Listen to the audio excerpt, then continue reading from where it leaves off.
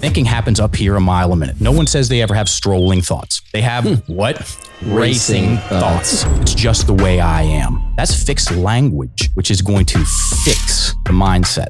You put one word on the end of that, thinking. It's just the way I'm thinking. And now you turn yourself from a noun to a verb. Oh, this is just something that I'm doing as opposed to something that I am. It absolutely changes the identity. One word, just the way I'm thinking. I can change my thinking. People say, oh, yeah, I changed my mind. What does that mean? It means they're using different words. It's the ultimate hack. I tell people all the time, I'm like, your brain has software in it. It's language, and you need a software update. We think that our language, which we've utilized from as long as we can remember, is something that is just the way it is. But we're not thinking about what those formulas, sentences, if we plug in a new variable word, that we would get a new outcome story. It is a mathematical approach and program style approach to being able to shift and change your view on life.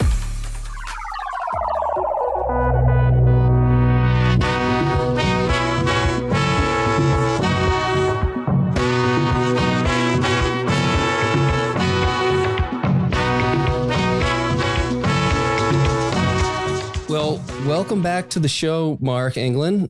And Thanks, today Bill. we have your lovely partner, not in life, but in the Enlifted method. She's a I'm his work wife. core gang Enlifted member. Call that wife without privileges.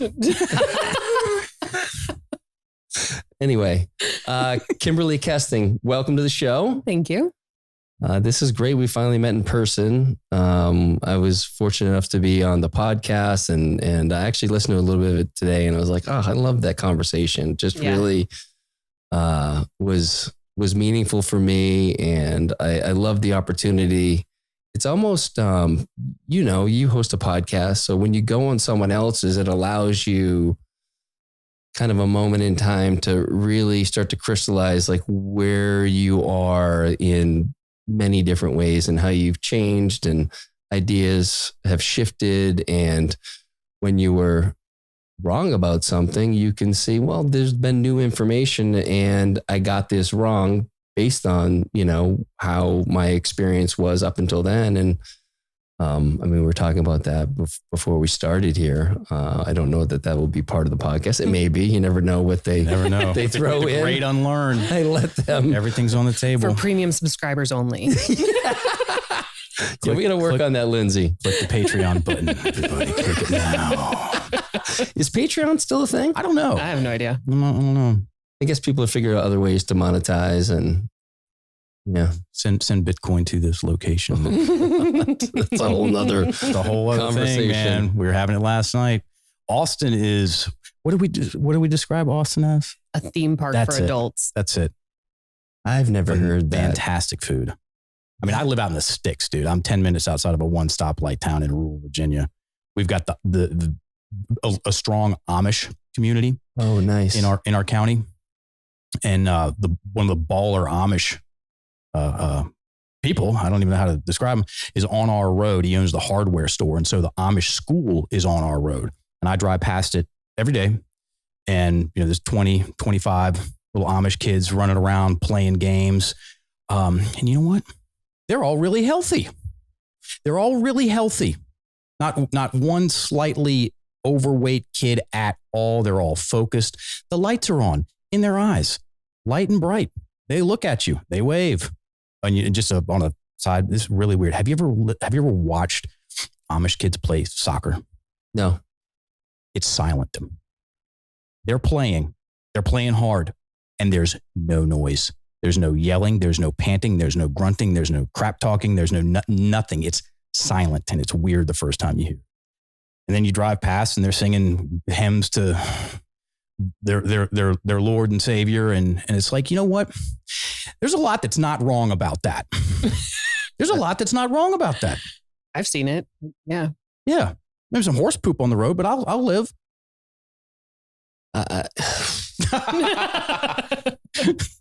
Well, for one, I'm trying to work out why why it's so quiet, and it's just they're connected in a different way. That there's a wavelength that they tap into. That's so interesting. But the thing that really gets me is I love that you brought it up. Mm. What was my perspective on Amish people growing up. Like a lot of people, it's like they're weirdos. Like I would never want to do blah, blah, blah. And to your point, as let's just say the last 3 years, it really became apparent that, whoa, they're, again, this is the theme of the podcast, the Great Unlearn. It's like they didn't have all those things stacked on top of them that we have, and my kids and everybody else really in the society that they have to unlearn. They're just really almost they're clear. That's the thing. They're clear. They know who they are. So you've heard divide and conquer. It's not divide and conquer. It's confuse and then divide and then conquer. They're not confused. Trust me. I live right next to them, and they're very productive, and they smile, and they're healthy.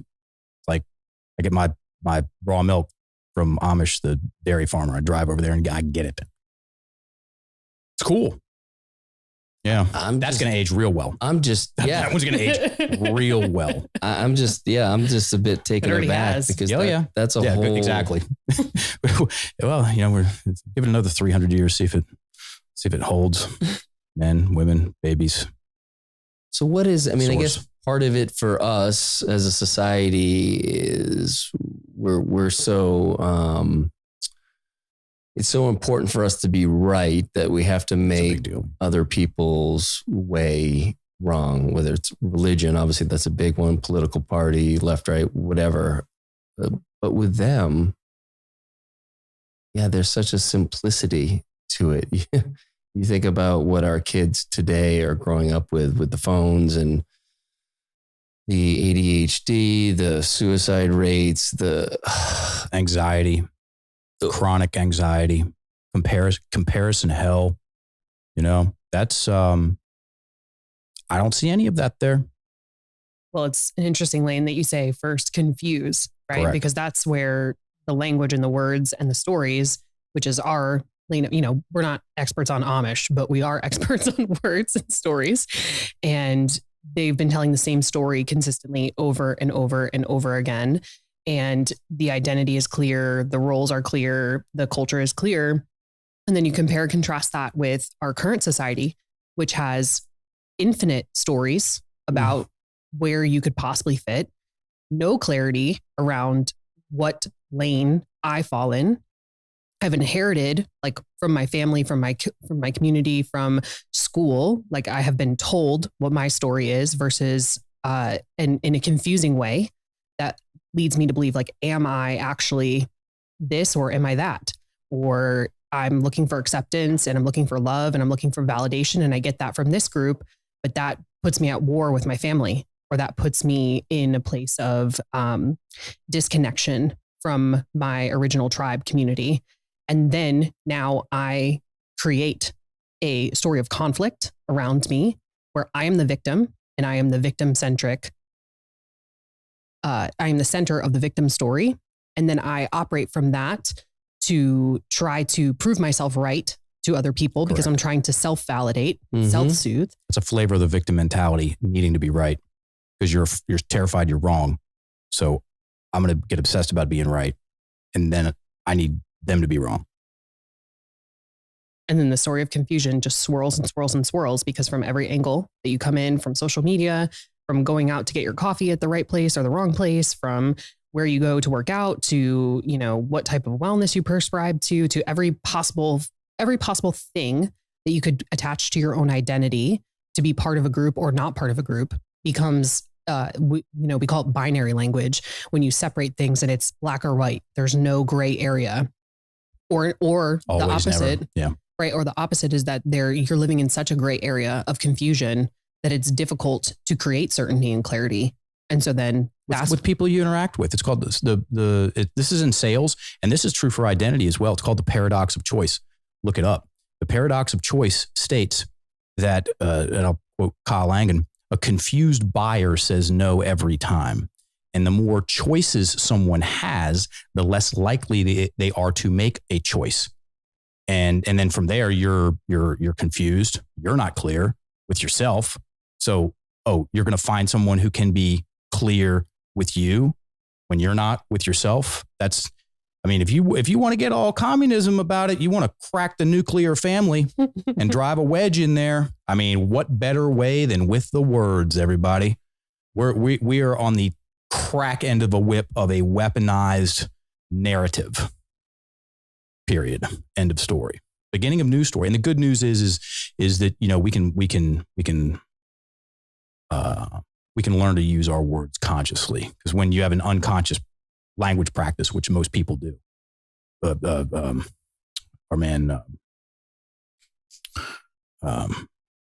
quote the guy so many times, the Zen teacher. He says, Alan Watts. Thank you. He says, when you learn to think about your thinking, you become alive in a new way. Most people are not thinking about their thinking. They're just thinking. First thing that shows up in their head, and then someone else gives them, tools and conversations and words that there's no way to get clear with a lot of the ways, the stories that are being gifted to our children. They're doing that on purpose to inflame their heads, and then the rest happens. So, and then a lot of the work that you both do really allows people not only to change their language, but to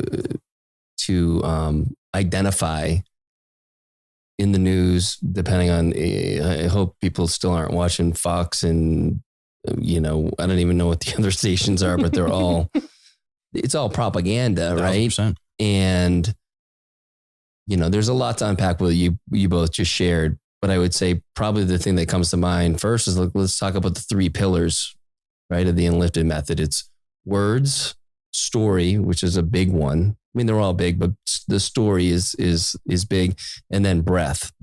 And so, unpack that for a minute in whatever way, whether it's what's going on at large, individually. Super simple. We have a definition of mindset. Lucky us.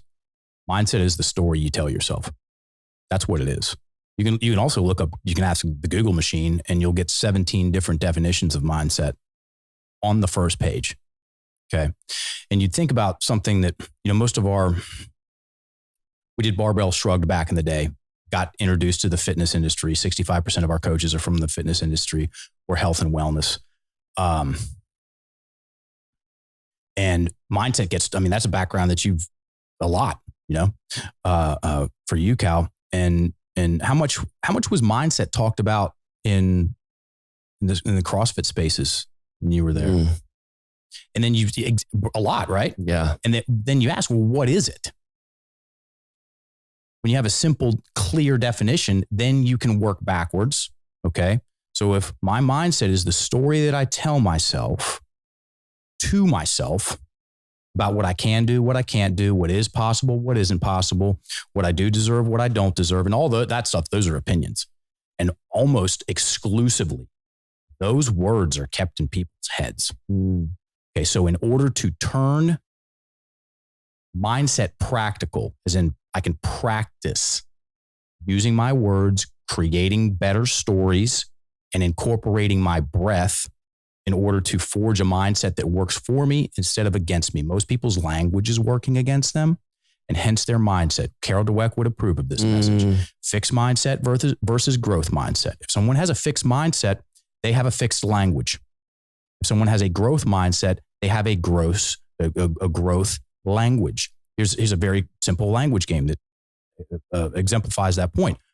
It's one of your favorites, if not my favorite. Yeah. It's just the way I am. Right. Oh my gosh. Yeah, yes. Exactly. Right. So, and then also what we're very good at is simplifying things. One, because I'm involved in, I'm a former elementary school PE teacher with a handful of MMA fights. I'm not cracking nuclear fission. Okay. And so I have to simplify stuff so I can understand it. And part of that process is slowing the story down so we can take a look at what words are doing what. For all you coaches or people that are into transformation, this is a very, very rock solid rule of thumb. The faster the story goes, the harder it is to change.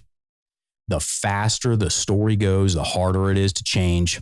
The faster the story goes, the breath gets trapped in the chest, and you just become consumed with the outcome or the result of the story you're telling.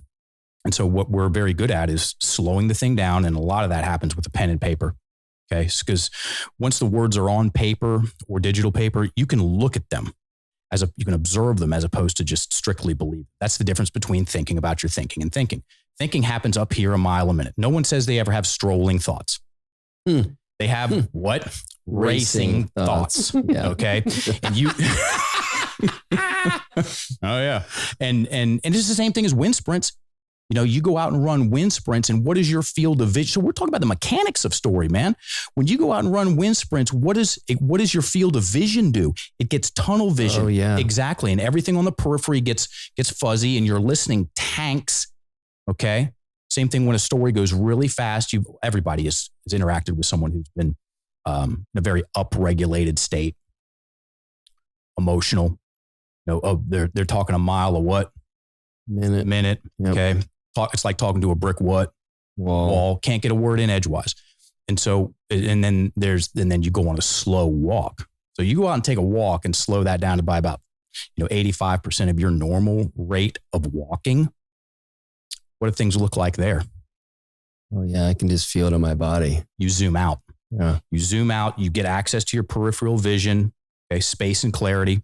And so, that's part of what we help people do is slow the story down. You also have access to your breath. Oh, finally. dude, 1,000%, man. Good luck changing your client's mind when their breath is trapped in their chest. It's not going to happen. They're going to nod. They're going to smile, and you're going to have wise things to say to them. And they're going to like this, and you think things are going well, and nothing's happening because if the breath is trapped in the chest, they can barely even hear you because of how loud their own thoughts are. Yes. Mechanics. Chest breathing equals racing thoughts, and racing thoughts equals chest breathing. Okay. I can picture this with my kids, but just for people who aren't coaches, and think about it with your kids when you're trying to connect with them on something, and connecting is a very generous word, but a lot of times it's trying to explain to them where you're not seeing eye to eye and why. And if, I just had a conversation the other night with one of my kids, and I'm picturing just, this particular child was kind of holding their breath. And I'm like, there was intuitively, I just knew that I had to slow down, and I had to meet that child where they were at, not where I want them to ultimately see, but just try to get something that they could, kind of connect with. Anyway, so for parents out there, this is very applicable. I'm very glad you brought that point up because, we reference coaching a lot because that's what we do. We certify coaches, and you can take out coaches and put in anyone who uses language because these are communication skills. Okay. You can walk into a board meeting. You can walk into your house and sit down for dinner. And if you slow down your rate of speech, you're going to breathe better. And if you're breathing better, then you're listening better. And that means you're in the room. And as a podcast host, I recognized after my first handful of episodes that I was speaking too fast. And with that, there were a lot of pause words, other things to give me some sort of break. And once I really slowed down the speech, it really unlocked a whole new way for me to connect with the guest. 1,000%. It creates the rhythm. It creates the timing. It creates the rapport. It absolutely creates the listening. We have a saying in the Enlifted community: good breathing equals good coaching. It's total rocket science, everybody. Good luck understanding it. Good breathing equals good coaching because good breathing equals good listening, and good listening equals good coaching. So good breathing equals good coaching. And the beauty of the podcast example is we can 1.5, 2x it, whatever. So when you're listening to this, if I'm really talking too slow for you, just speed the son of a bitch up. You know what I do? I slow them down. When I'm listening to audiobooks, I slow them down. I don't want to get through. I don't want to be the person bragging about how many audiobooks that I crushed this year. That's not my metric at all. It's like, no, I heard, I didn't listen to the 130. I heard 4.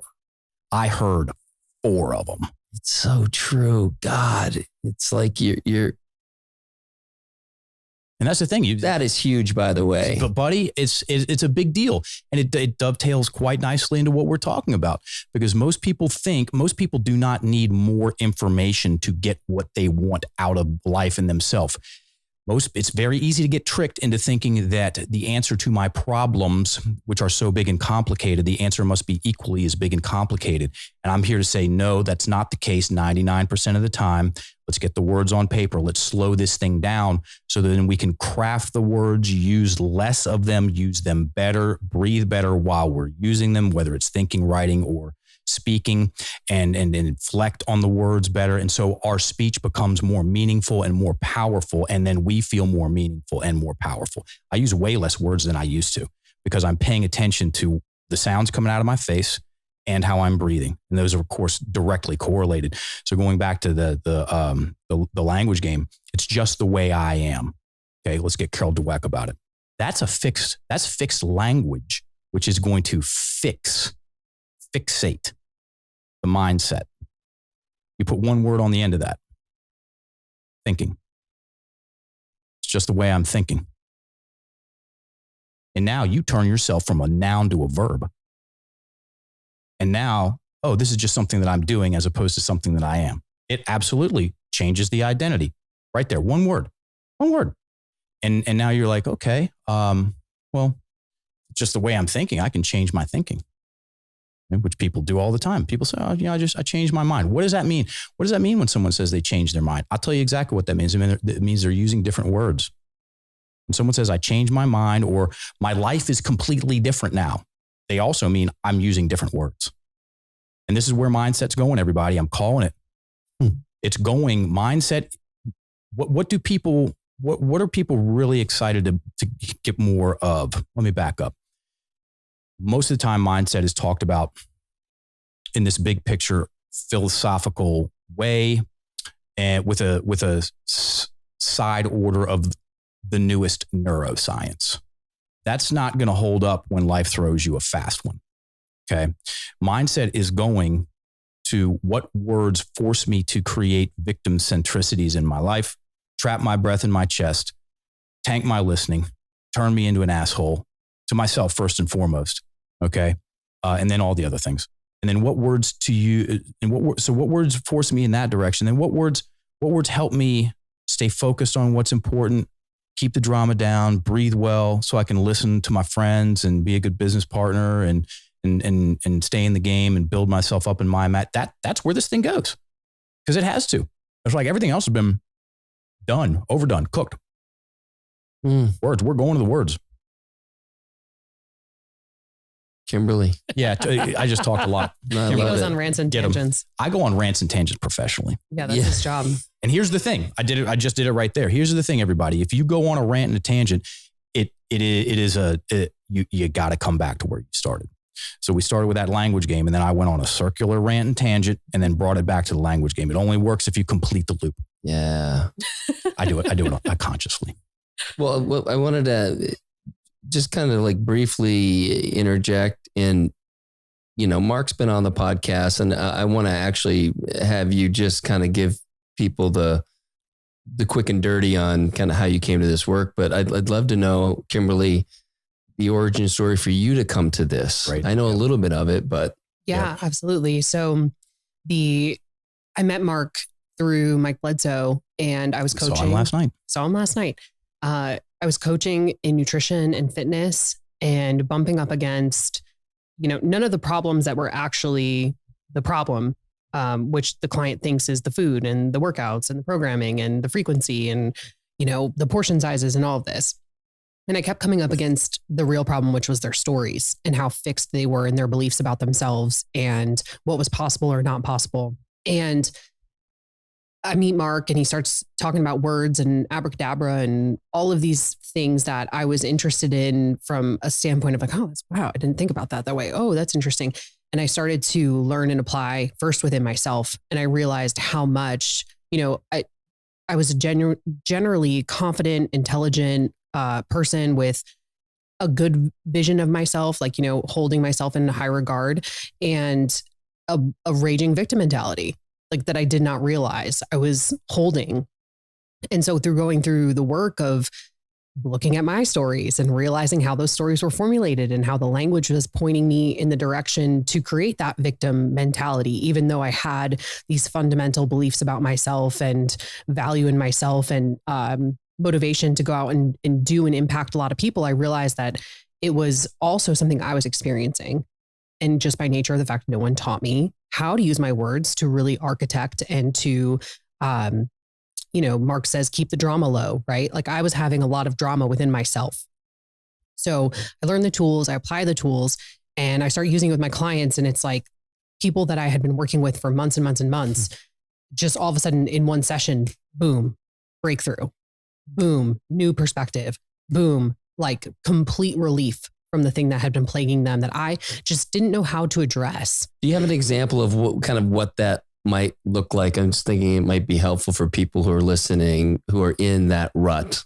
Yeah, absolutely. We've all been in, like, I'm doing all the things and I'm not seeing any change. In fact, it's getting quote unquote worse. Yeah, a lot of it was really perspective. Like we did this exercise yesterday with a team of coaches at CrossFit Central, which was about tracking their progress, right? Or acknowledging their progress, not tracking it.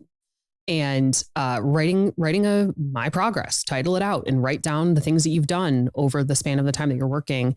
And a lot of the women that I was working with specifically would just, would not acknowledge that the things that they had done that moved them towards the goal, because it wasn't the actual goal, or the stuff that they're getting sidetracked with about what their boyfriend said to them the night before, or how he's always making them eat pizza. And it's like, well, he's making you eat pizza. No, he's not. Right. Like, and just helping them unwind the outside influence, but then also the main thing is actually constructing an identity and a belief that you can do the thing and that you are doing it and that you're working towards it and you're achieving it.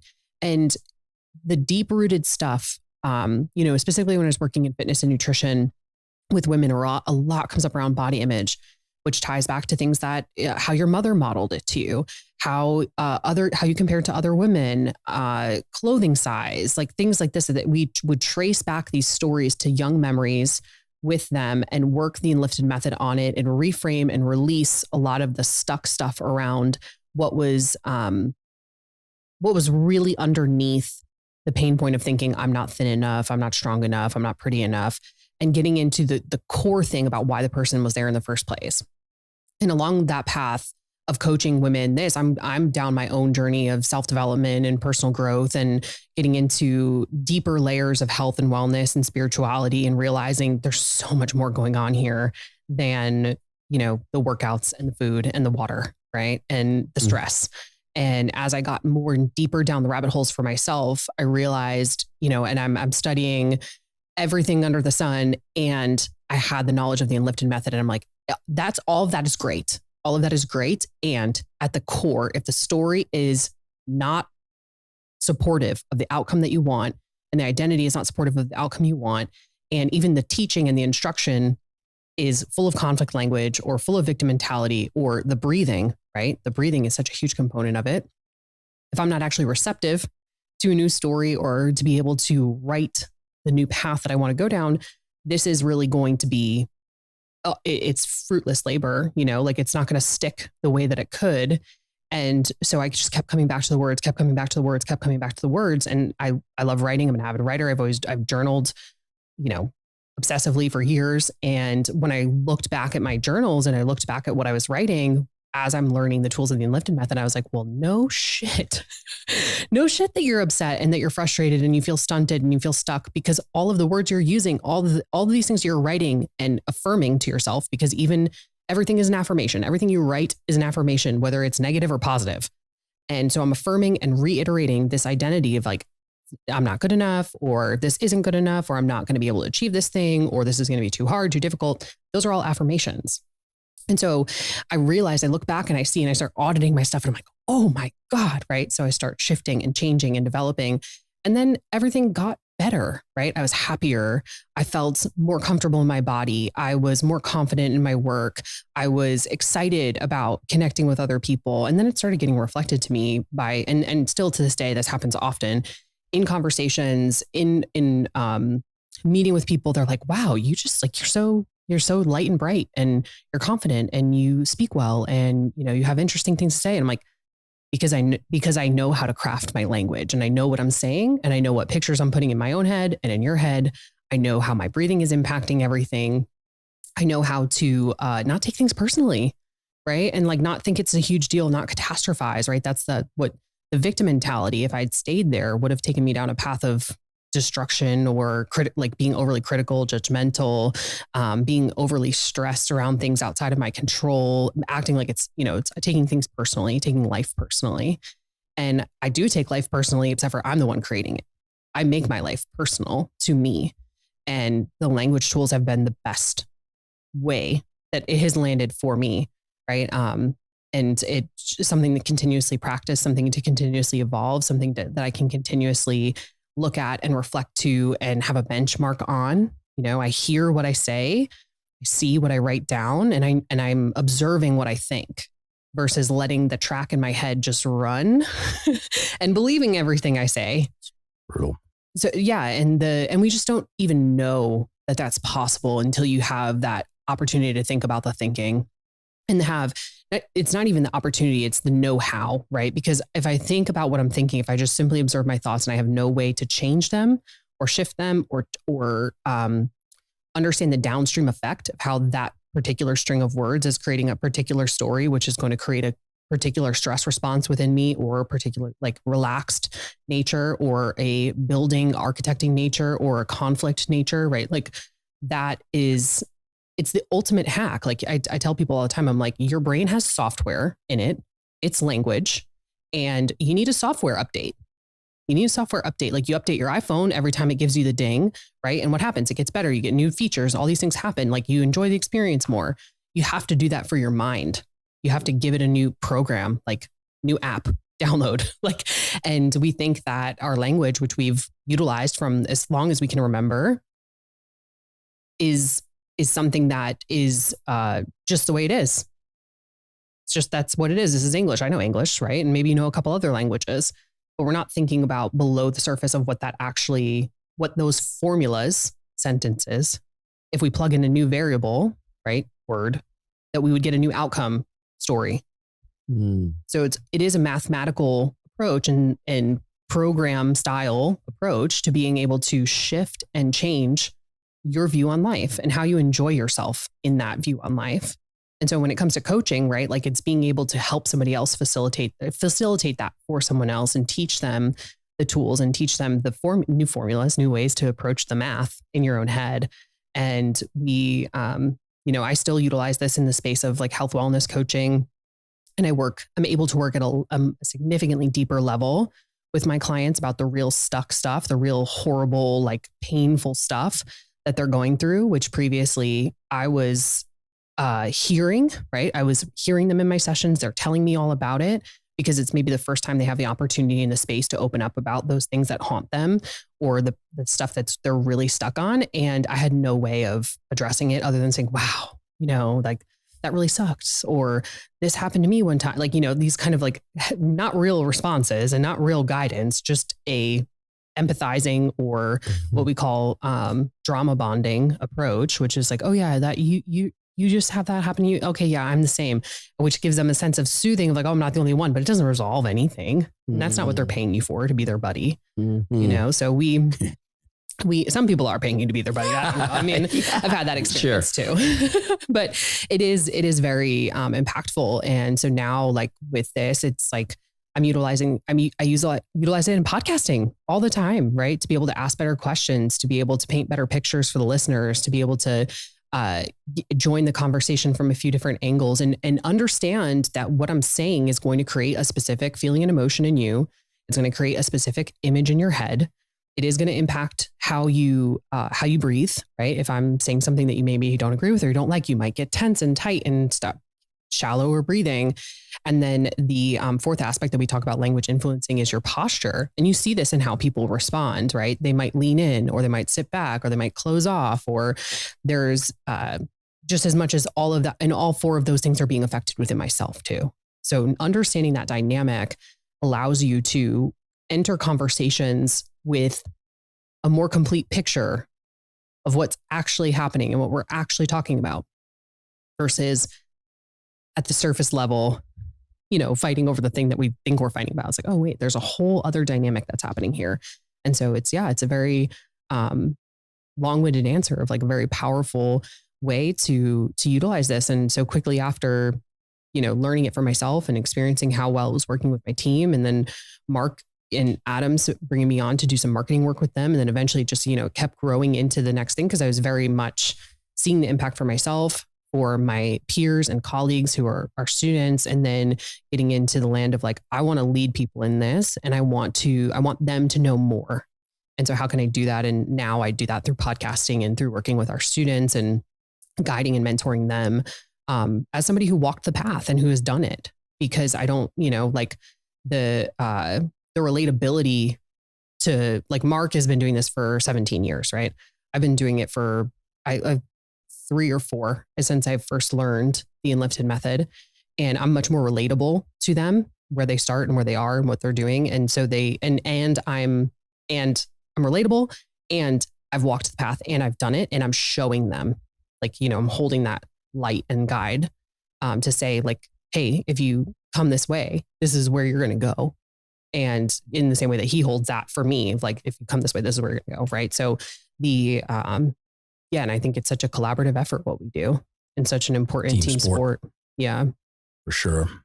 Yeah. And I think your experience, thanks for that, it's like happening in real time for exactly. people. Yeah. And I think there's I love that you brought it up, that you've walked that path. And I think many coaches fail in that particular aspect, that they aren't relatable because they really haven't experienced that and worked through, not maybe fully resolved, but worked through what it is. And I think when you can meet someone where they're at in that way, absolutely, then you have their attention and there's that connection where they get to see themselves in you and then still have their own journey. But yeah. And there's a component of this too, which is that two sides of the same coin, which is ego and imposter syndrome, in that I'm the coach. I'm supposed to have all the answers. I'm not supposed to be relatable to you. I'm just going to tell you everything that needs to get done. And I know, so follow me. So much of that. Smarty pants. That's we call it. We have a term for it. It's called smarty pants coaching. Oh my gosh. I have all the answers for you. And you get that. And it could be a coach. It could be a podcaster. It could be an influencer. It could be anybody who wants to see this world move forward into a better direction, right? And who wants to guide other people in that direction. There's a sense of ego about it, of that, like, I have the right answer. I have the right path. Come do my thing. And then the other side of that coin is the imposter syndrome. Like, do I really? Am I telling them the right thing? Why would they listen to me? Is this actually the right choice, or am I full of shit? I'm not sure. Like, which is the internal story that you may be experiencing while trying to tell people why they should be enrolled to do what you're doing. How about this? Why isn't my life perfect when I have all the answers for all my clients? Yeah. Buddy. Exactly. And no one has their life dialed in perfect. So that means you can't have all the right answers for your clients, even though you want to, because that is amateur hour coaching. That is the white shadow. That is the spiritual ego. And that thing is inherently stressful, which dovetails quite nicely back to listening. And when someone shows up and they're in all the right answers, smarty pants coach, they're not going to be breathing as well as a good questions coach. Okay. And then from there, if a coach enters into a transformational scenario with a client and their breath is trapped in their chest, you're getting trauma bonding. Now you got a mess. So what we hammer and combine these two things, everybody, and watch what happens. Get your breath low and slow and keep it there.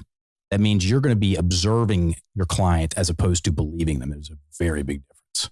Ooh. Yeah. You're going to be unpack that for a second. Oh, yeah. That's important. So when someone breathes low and slow, they're going to, we tell people, don't believe your client. They believe them. That's good enough. Don't believe your client's story. Observe your client's story. And there's only one way to do that, and that's for you to breathe well, or the best way to do that is to breathe well. The definition or the exemplification, the demonstration, there it is, of attachment is chest breathing. Somebody can read 19 books about non-attachment, and if their breath is trapped in their chest, they're attached. Dr. Rocket Science, sitting right over here. And then low and slow, that is the demonstration of non-attachment. And so when you breathe low and slow and you're working with your clients, you get to observe the 5 things that you want to track, which is real hard to do if you get sucked into their story drama, which Kimberly was talking about. It's all too common. Pay attention to the words they're using. Your clients aren't paying attention to their words. They're too caught up in it.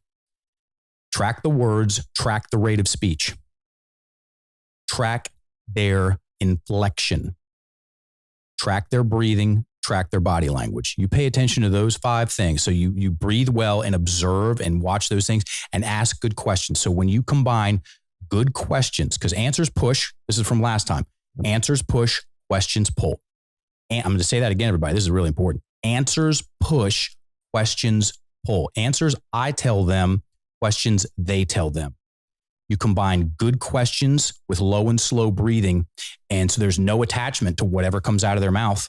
That's that no can defend shit. And the thing just unravels, because that's a very rare scenario that's a very rare and valuable and real transformational scenario that you're creating, providing, holding space, however you want to say it. And the people rarely get that. Someone who's breathing well and asking them questions, and whatever you say is I'm good with. Because if my breath is trapped in my chest, and so if I ask a question and my breath is trapped in my chest, then, or just let's say my breath is trapped in my chest and I'm talking to you about your stories and you're telling me that's a nonverbal way of demonstrating that I'm not okay. I'm not okay with what you're going through. Most people are not okay with other people's emotions and feelings. Yeah. And so when someone is breathing well while someone is having an emotional experience, that's quite transformational in and of itself. So, we got black belts in simple, buddy. It's like, that is our calling card, man. And we're not there to have answers. We're there to create space and clarity. That's it. Breathing, questions, write it down, look at the words, not my words, the client's words. Get those words out of your head and on paper so we can both look at them and then start. And it doesn't need to be a coach-client interaction. This is like, it can be, do I believe myself? No, don't believe yourself. Don't believe the first thought that runs through your own head. Like, I got it right the first time. No, yeah. Audit your own thoughts, right? Because, take that from a coaching interaction and put it into your own, if your personal experience of yourself, every thought that runs to your head is not true. We all can relate to this. Like, there's a thought that you think repetitively over and over again, that like a part of you really knows it's not true, but you can't stop thinking it. Yeah. And the thing is like, well, the reason you can't stop thinking is because like it's rooted in a story somewhere and it's attached to that story. And likely kept in your head. Yes. And you've never changed the configurations of words to think the thing about yourself. You've always thought it the same way or flavors of it, right? But like the same feeling and experience. Do not believe your thoughts at first glance. Observe them, put them down on paper, and then tinker with it a little bit. Like give yourself we go back to that language game. It's just the way I am versus it's just the way I'm thinking. If I can think about it differently, right? And again, I go back to that formulaic nature, right? Like the sentence is the formula, the word are the variables, and the result, the equals, is the story. And so the story, which really is the meaning about the story, because it's not actually the story, it's the meaning about the story.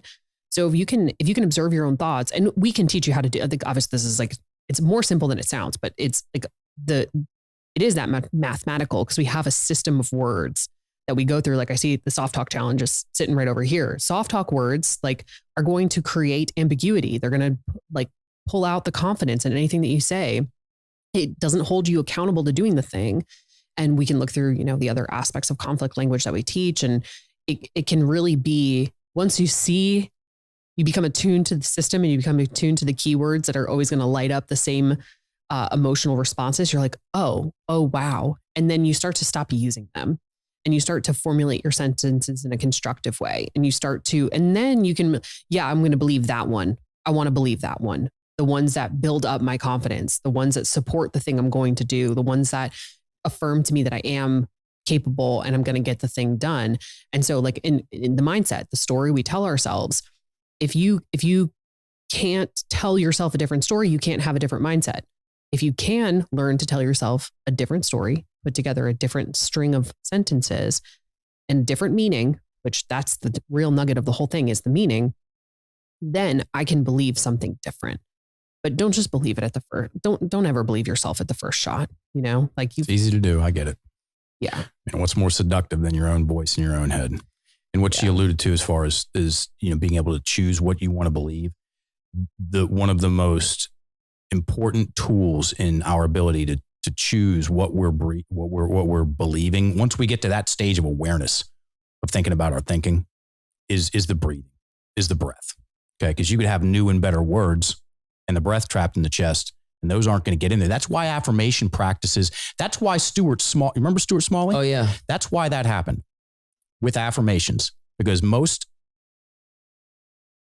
if you all take this one thing out of this podcast, if you all have an affirmation practice and you take this one thing out of this podcast, it's worth your time. So the swing vote for an affirmation practice. If someone has an affirmation practice and they're repeating their affirmations, gotta repeat them 108 days in a row, Cal, so they sink into your subconscious mind. You got to do it that long. No, you don't. You do. And it's still not going to work if your breath is trapped in your chest. Okay. So people have a list of affirmations, also known as words, sentences, and ideas that they would like to believe more about themselves. Okay. So this is already happening. What she's talking about, that's what affirmations are. Those are words that I want to believe more strongly in. I want those sentences in my head. I want to believe them. I want to feel them. I want to watch them propagate just like seeds in the ground. And if your breath is, you could have the best words in the world. If your breath is trapped in your chest, it ain't happening. It's not happening. It's the equivalent of taking some heirloom, organic, biodynamic seeds and going to the Walmart parking lot and tossing them bitches in a puddle of oily water and waiting. It's not happening. So combine your affirmations. Let's say you have a list of 12 affirmations. And if you still want to do this exercise, it'll be very similar in that sense, is say the sentence, the statement, and then do this.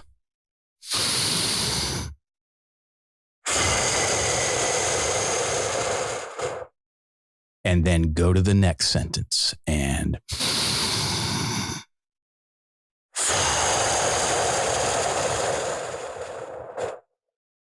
go to the next sentence and you get it. And what that's 3 different ways of saying the same thing. It takes it to heart. It embodies the concept. It socializes the idea. And after you do that, you're only going to need about 7 days. After 7 days of repping your affirmations with breath, you're either going to be at matter of fact or close. And when you get to matter of fact with your affirmations, park them, leave them alone, seeds planted, walk away, go play some pickleball, do something else. Pickleball is really taken off these days. Pretty rad. Yeah. Yeah. You bring it up around here and people are like, pickleball? and that's all you need. That's all you need because the breath is the gate. It's the gateway. The breath trapped in the chest, the stuff that you want coming out of you ain't coming out of you. Breath trapped in the chest, the stuff you want coming in, it's not coming in. Most people are not paying attention to their words. They're not paying attention to their breath. They're just too busy. And someone else is inciting riots in to their bring head. This back to the media conversation. Someone else is paying attention to the words. Yeah. And someone else is paying attention to where the breath is locked up because they want it that way. Yeah.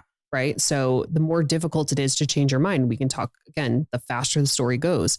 News tickers, the way that the cadence of their speech is very fast, right? They're dropping things in, they're repeating things, they're creating, and I don't think anybody's sitting watching the news and is relaxing, right? Like no. You're having a trapped breath response. And so the thing is, and even social media, anything that's maybe not exactly like, so, we demonize the mainstream news, fine. But like anywhere, propaganda, marketing campaigns to get you to buy the latest supplement that's actually good for you, but just, it's repetitive exposure to the thing under a type of stress that makes you say, yeah, I got to have that. I need that solution. Right. And so again, it's like observing versus believing.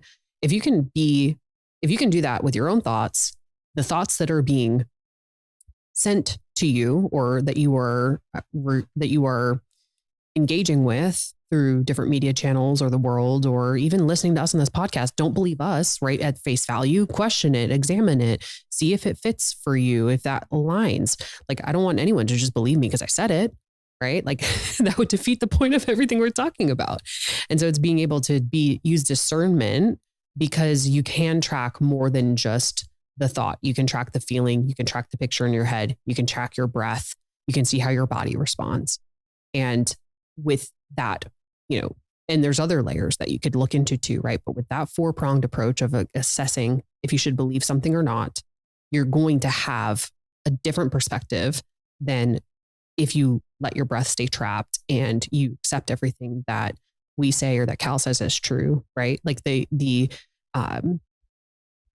echo chamber effect is very real. Even if you trust the person, even if you agree with what they're saying, even if you value what they're saying, if they're presenting great information, so it's just as easy to get caught in this echo chamber, right? Without breaking out of it and thinking about, hey, wait a minute, am I 100% in on that? And, I know I'm guilty of that, right? Same. I find people that I love and everything they say, I'm like, well, he said it, so must be true. And it's hard to, I found it's, you want to have, let's say, competing ideologies on your Twitter feed, X feed, right? As an example. But I just find when I see maybe an opposing view, like I really have a hard time not just kind of throwing the baby out with the bathwater. And so I don't know how to. It's natural. It's normal.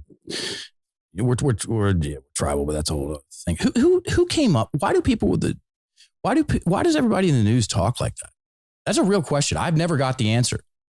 I'm pretty sure. They're taught to, and they're expected to, and whoever is the person that set that stage or a marketing agency, a marketing or like a certain social psychological. I'm good with big words. Some social psychologists probably studied what's the best tone to speak to people and have them. Oh, such an orchestrated. Everything's happening at the airport today, Cal. We had 3 slowdowns on the tarmac, and now the weather's coming in. Lindsay. Oh my gosh! Now let's go to Breaking such news. and such with the traffic. Hey there, Kimberly. It's like, who the fuck talks like As that? you're talking, I can feel my breath getting shallow. It's so weird. My heart starts to race a little bit. You're not even talking about anything. And then when they add in all the other words that really jacks the nervous system, they've got you. Yeah. And then they're spelling. And then we go back to where we started this conversation about how when I am confused about my own identity and place in the world, and then I have the responses that I'm having based on consuming this information under stress and duress. And then I'm trying to pick the right team, and I'm trying to pick the right camp and the right cause to align with, and the right thing to experience, and the right people to be on my side. And then you create the divide, right? Because you're over there and we're over here, and you're wrong and we're right. And I've never examined the thing that I think that I'm right about. I haven't deeply contemplated or really seen it, but I know that I fly this flag and you fly that one. And so that's it. Right? Like, and I mean, look at what's happening in our political system right now. Look at what's happening in the US amongst people. Like, we are divided as ever. We are so divided across, but it's not even 2 teams. It's infinite teams of where we land. And so what does that create? Then more It creates Joe Rogan. Yes. Well, yes. That's one of the reasons why he's so popular, is because he's got such a brilliant mind of being able to, this is not a black and white issue, everybody. He'll bring anybody on there and have an observational conversation with them. He's amazing. He really is. And that's it. He has the ability to agree, disagree, whatever. He's just curious. And, people want to blame him for have fun, whatever. And he's like, look, figure it out for yourself. I'm in the process of learning. So do your own research. Well, curiosity in our culture right now is not exactly something people are taught to have or celebrated for having.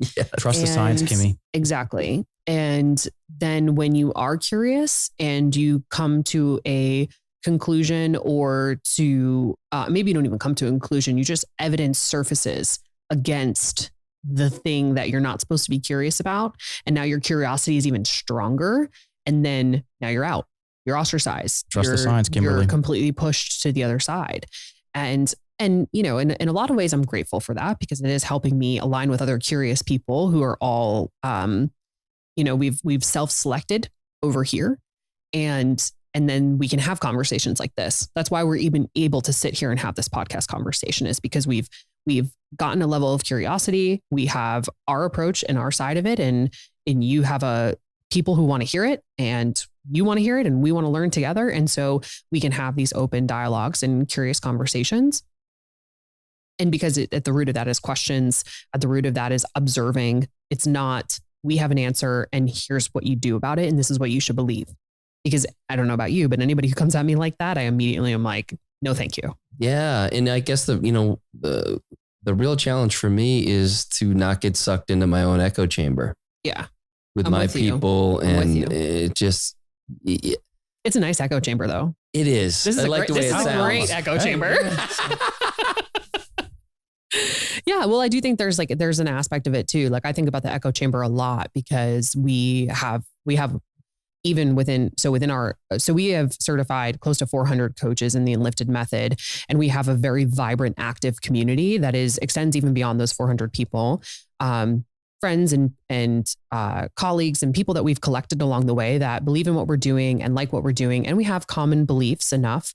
And so we have a culture and community that is very active and engaged, and people come out, as we travel around to do podcasts and workshops, we always have a tribe that's showing up that's locally based, which I'm so grateful for. Coaches. Yeah, absolutely. Badasses.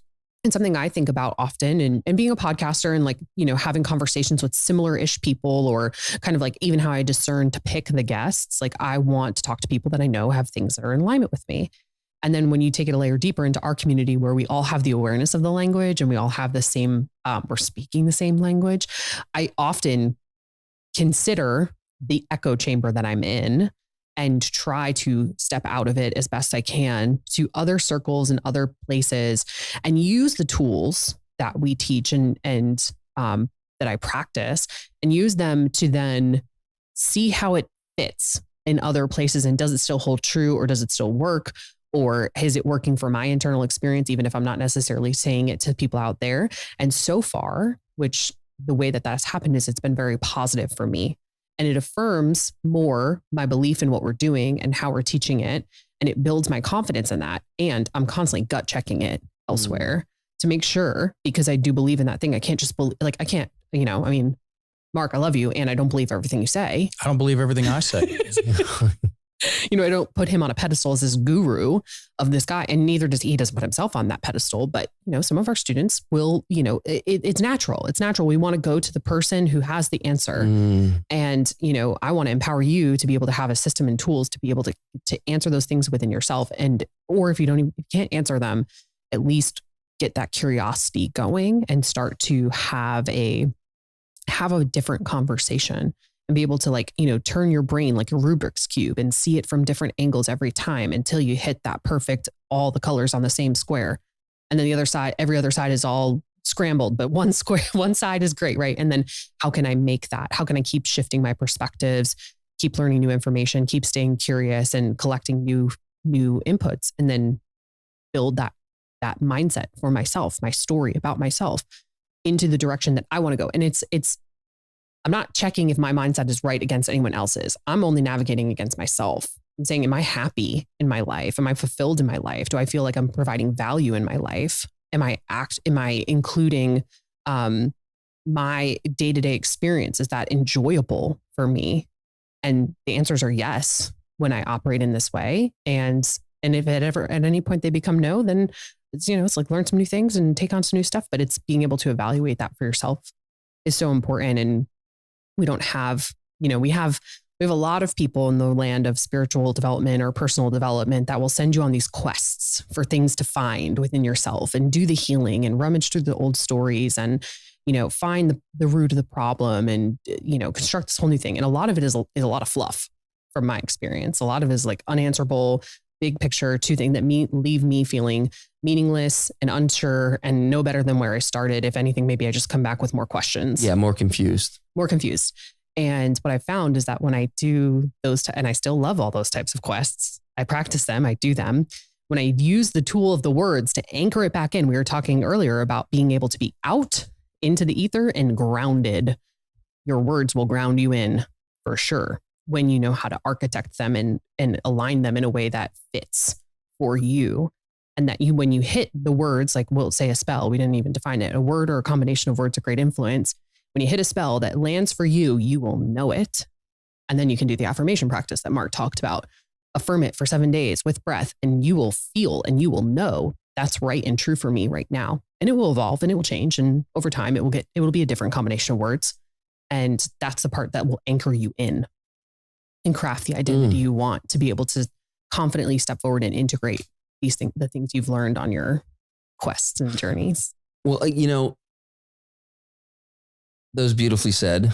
And I think there's probably a lot of people listening right now wondering, okay, what are the entry points, inroads to working with y'all? And what does that look like? What's the light version? What's the, all in version look like? Yeah. So what we specialize in is training coaches in this methodology. And the way that you can coach it is you have to learn it for yourself first. So our coaches certification is a path that you are going to go down first as a student and then to become the teacher of it. So if you're not a coach and you want to learn all these things, you could still learn with us. We create and cultivate a network and community of peers, and that's part of the value that we add. So we are relatively discerning about the fact that we want coaches and service providers and teachers and leaders and podcasters and people who are going to utilize the tools with other people. In our coaching certifications, we open up enrollment the beginning of next year, Q1, and we have it's a 3-tiered certification program. So level 1 is where everyone starts. There's level 2 and level 3. We have some specialty courses as well. And if you're thinking like, I want to learn these tools for myself, we have a foundational course called Enlifted Coaches Essentials. And it's built for coaches. And if you're not, you can self-coach with it. You can self-coach yourself. You don't have to be a coach. And that's a course that you can take at any time. And you can enroll through our website, or you can message us on Instagram. We'll get you the link to where you need to go at Enlifted Coaches.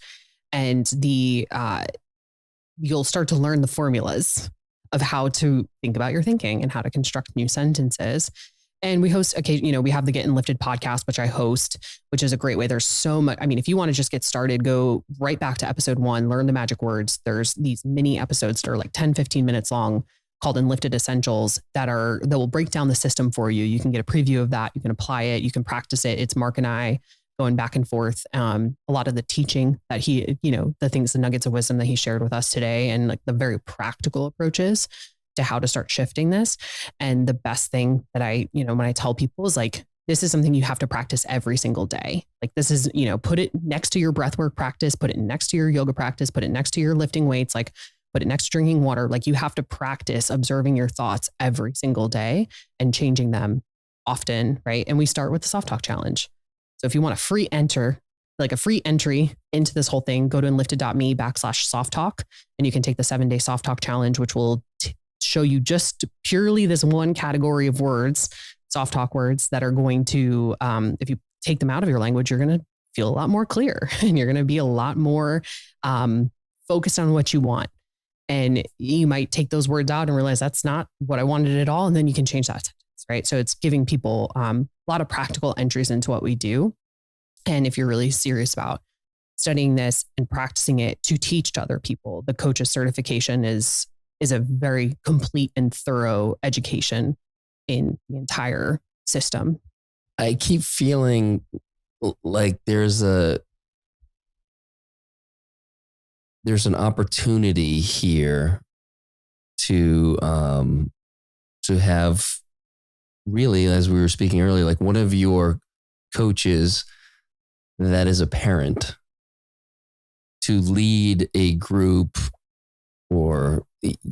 and really make that available to people like me, right? Who aren't necessarily coaches. I mean, listen, yes, I speak to people all day, but I think intuitively, my wife and I try to do the things that we've talked about here, but to have a real practice. I mean, because the one of the biggest things I am getting from this is my kid will feel heard because I will be breathing, listening, and receiving and asking questions. And that's a lot of what we try to do is ask the questions. Sometimes it's a little too answer heavy, but like to really, I think so many parents, I see it with my friends, I see it with myself, struggle in that. And we really try to strong arm our kid into doing what we think is best for them.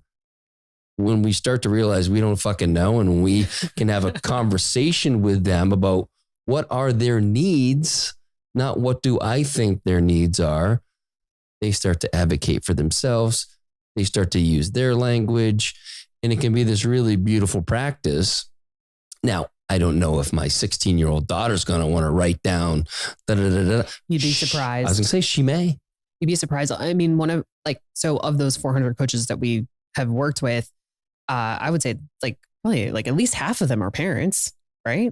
Probably maybe even potentially even more. That's awesome. And they all unanimously say that this has dramatically improved my parenting, and my kids are now more confident, more clear. They're calling me out on me using my soft talk words. You know how when I was a kid, if my mom said the F-bomb, I was like, oh my God. Right. And it's like, no. And our students, kids are doing that with soft talk. No way. Yeah. That is amazing. They're like, Mom, you just said should. What do you or Mom, you said maybe, or they're having that response where their kids are correcting or you said not, that's a negation, right? And they're because they're playing with them and teaching them too. And we do have a handful of two that immediately come to mind that are teaching this in parenting conversations. Really? Shout out to Language Ninjas, Kristen Joy Davis. She wrote a children's book and a children's journal, and this is for younger children, not necessarily teens.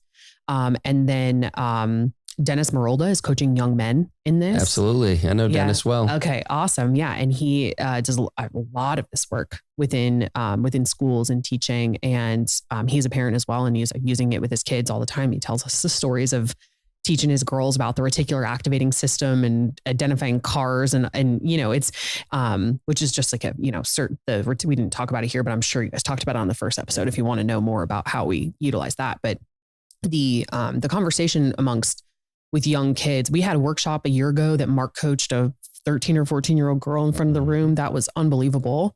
There's clips of it on YouTube, which we could show you too if you want to know. But we'll link to all this stuff. Yeah. So that you get that lens. Yeah. And people it's, I'm not a parent, and so I can't speak to that exactly, but I do know that me having this tool set is going to make me a better parent when I am one. And it's going to help my kid. Think about it. If we go back to the foundation, this is Unlearn, right? So if we have to, here's all the things we have to unlearn. If we can prevent our kids from having to unlearn the BS of the language, and we can help them build their language to work for them and to create a strong, resilient mindset and to have a strong self-identity and belief in themselves, it doesn't matter how they're doing that necessarily. They're going to pick up that this system, this software upgrade is going to be inherent to them because you inherit your language, right? You speak and breathe and believe things about the world because of the way your parents did. Hell yeah. Hate to break it to everybody, right? It's like, we always want to blame mom and dad. Well, guess what? They also can gift you good things. And when you know how to pass along a different legacy and a different story, which is what a legacy is, right? Now that kid is set up for success in a way that they don't need to know conflict language versus architect language. They're going to just do it. Have you considered a teen program? So the lane we've taken is that we want to certify coaches and empower them to do this in the specialties in which they offer, right? So our system is plug and play for different coaches and leaders and teachers. And so if you're listening to this and you're hearing wow, this is really valuable information and I want it for this specific scenario, message us, because I guarantee I have somebody I can refer you to who is trained, certified, and proficient in this method. Better than proficient, they're great at it because they're really good students and really passionate people that can then teach you in that specific scenario with those specific skill sets and other collections of trainings and certification and experience that we don't have that is problem specific or scenario specific. And that's one of the best things about what our podcast does too, because we can talk about these tools in specific scenarios around how it can be applied. So there's also a lot of free information on it too, if you scroll through our podcast and you see what you're looking for in the context that you're looking to apply it to. We were having this conversation over breakfast about it being context specific. So like the system and what Mark shares is very universal. Like it can be used in anyone who's speaking English. And then to take that and then put it into a context specific application is one of the challenges that we're learning how to market, I guess, if you could say it that way, is like we're learning how to speak to exactly the audience and the people of how they could use it, right? Because it's got to be personalized. We all know that it has to be personal to you. And we all can say we want to work on our mindset, but why? In what area? Like we could work on our trading mindset. And it's like, I wouldn't have a thing to tell people about that, right? But you would. Yeah. And so being able to put that stuff into a personalized, contextualized example is so important. And that's where we lean on our coaches hard, because they can, and they do, and they all have their own flair and unique flavor. And so, long term, I'm seeing us having this like marketplace of people and a referral network of people that we've all put the Enlifted stamp on, and they've studied with us and they've learned that, and then they can be accessible to every scenario in which people would want to apply it in. Yeah. So let me just dig a smidge deeper here. If I wanted to go through the experience with one of my teen kids, what would you recommend? So like side by side. Ooh, interesting. I could talk one of them into it. I would say you go first. Yep. And so that you can experience it, understand it, integrate it, and then you would know how to make the invitation for them to start using it. Brilliant. Right? Because you would have a better understanding and more knowledge of it. And they're going to see a shift in you. You're going to model a change to them, and they pick up on everything, right? Sure. We know this, right? So if you can model it and you can showcase it and you can see that that's, oh wow, Dad's acting a little bit different. He's chiller. He's not as upset about this thing, and he's more happy and vibrant and positive, and good things keep happening. And what's going on here? Oh, it's this. And it's like, wow, this is really impactful and valuable for me. And if they don't want to do it with you because you're dad and they, oh man, whatever, I would refer them to an Enlifted coach who can work with them. That specifically, we have a handful that work specifically with teens or kids. And then they have their own avenue to it, right? With somebody who they trust and look up to as a mentor, and somebody who's walked a similar path for them or to them. We were just at dinner the other night talking about, shout out to Eric Patton, one of our Enlifted Level 3 coaches. Is going to work with some kids in inner city, the inner city teens that are getting placed into jobs.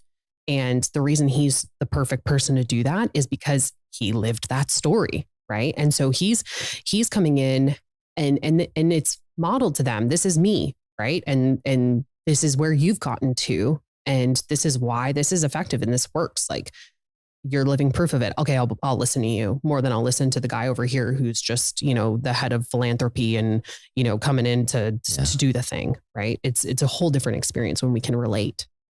Oh, that's so cool. Stick a soft talk challenge keyword sheet on the fridge and walk away. Yeah, leave it there. Yep. and wait. Mr. Simple. Yeah. That will work. It does work. They'll see it and they'll be like, what's that? And they'll see it the next day. What's that? And then 4 days later, you're like, I think I need to, no, I can, I'm going to. Okay. It's almost like I'm procrastinating, but no, I am procrastinating.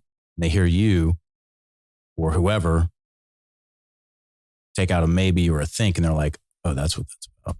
I did it with my niece. 2 months ago, 3 months ago. I talked to her about this stuff from time to time. I don't do I wouldn't do any kind of deep story stuff with her. I'd outsource that. And she knows what I do. And 3 days before she goes to university for the first time, we're down there at the bottom, the farm, having a fire. And she goes, now I get to go find my own way. And I go take out find and put in create. And it snapped her head back. I just thought to myself, I was like, gotcha. And that was it. Moved on in the conversation. And a week later, she comes back next weekend and she goes, I got up in front of the entirety of my freshman class on stage with a mic and told them why I'm going to create my own way, and got a standing ovation. So it's study the stuff, pick and choose your battles. It's like that soft talk. You're outsourcing the conversation, because there's stuff that, they're only going to listen to dad so much because he's dad, but they're going to observe you. Like Kimberly's totally right about that. Yeah. That's you've been saying it the whole time. It's just simple. It's like weeding the garden, not adding a bunch of things in. It's like listening to the audiobook on half speed to find the nugget that you need. It's yeah. A lot of times it's comically simple. So I did not intentionally have us run out of time, because I really was looking forward to the practice, but it's 12:57. My man. One last question. Do you still do the quarterly calls that are available for people to listen in? I know last spring I hopped on one. Yeah, we when was the last time we did that? That was when I was in Hawaii. Yeah, we have we should switch it up a little bit. And we have a lot of free resources available. And we found like it was kind of like creating too much, right? A little bit of overwhelm based on how often we were doing stuff. So what we do have is we have recordings from those if you want to dig deep in. And then we host master classes sporadically. And we do them usually along the timeline of when we're enrolling for new students, or we have the workshop that we hosted here in Austin. We're trying to do more in-person stuff with it. We're trying to reach different audiences in different ways. And so we do them occasionally. And the best way to figure out when they are is to go to our Instagram and be following along at Enlifted Coaches, or to be on our email list, which you will be once you sign up for the Soft Talk Challenge. So those are the best way to hear about that. Occasionally we pop up on Instagram Live doing live coaching. We're always around doing something. Awesome. And most of it is free, because we want people to have these tools, and want people to have teachers. Yeah. And have the access to it. And then if it really piques your interest and you want to do this, then we will teach you in a formal capacity with the full system. And, you can go through the certification, or you can take that self-paced course. There's always options to deepen your study.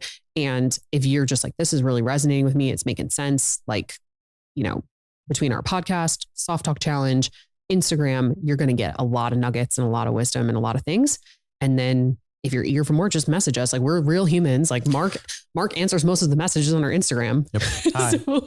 So it's you're going to get one of us, and we will gladly speak with you about what your next steps are, or that specific context. Or if you like I mentioned a handful of these Enlifted coaches that are doing specific work. If you want to work with someone like that, message us as well and give us context about what specific area you want to work on.